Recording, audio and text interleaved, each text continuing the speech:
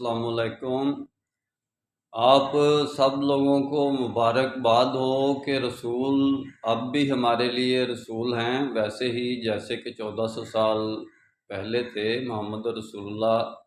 صلی اللہ علیہ وسلم، اب بھی ہمارے لیے رسول ہیں کا مطلب یہ ہے کہ جیسے کہ اللہ کہتا ہے کہ آپ نماز پڑھتے ہو تو ایسے سمجھو کہ اللہ مجھے دیکھ رہا ہے یا میں اللہ کو دیکھ رہا ہوں،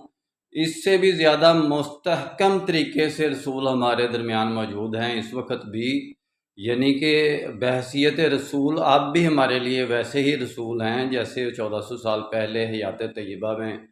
بس وہ پردہ پوشی ایک یعنی کہ دنیاوی نقطہ نظر سے ہوئی، لیکن رسالت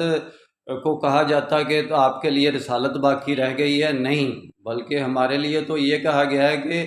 قیامت تک کے لیے محمد رسول اللہ آپ کے لیے رسول ہیں، رسول صلی اللہ علیہ وسلم۔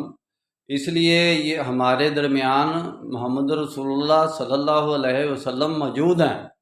موجود ہیں تو رسول ہیں، اگر موجود نہیں ہیں تو پھر رسول کدھر سے آ گئے ہمارے درمیان؟ اگر قرآن کی جو آیات ہیں، قرآن کے آیات تطبیق کرتی ہیں، ظاہر کرتی ہیں کہ رسول ہمارے درمیان موجود ہے، کہ آپ اگر کسی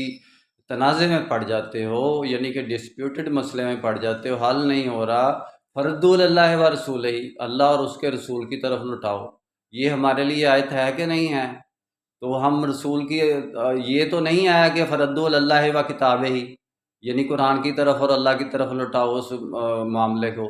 بلکہ فردوا اللہ و رسول ہی، یعنی کہ رسول کی طرف، اللہ اور اس کے رسول کی طرف اس معاملے کو لے کے جاؤ، ان کی عدالت میں لے کے جاؤ، ان کی طرف لٹاؤ۔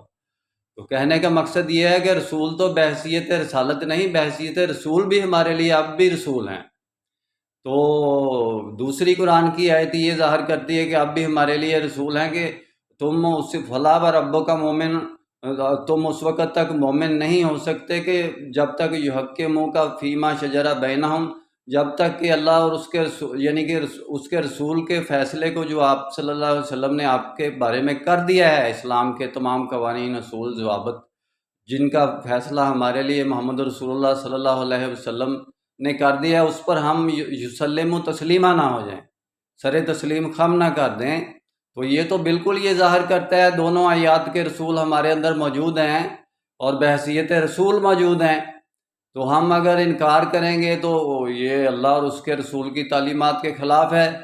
تو یہ مبارک اس لیے دے رہا ہوں کہ آپ لوگوں کو، کہ ہم لوگ سمجھتے ہیں کہ جیسے کہ ابو بکر صدیق رضی اللہ تعالیٰ عنہ نے فرمایا تھا کہ اگر رسول قتل کر دیے جائیں یا مارے جائیں تو کیا آپ لوگ الٹے پاؤں پھر جاؤ گے؟ یعنی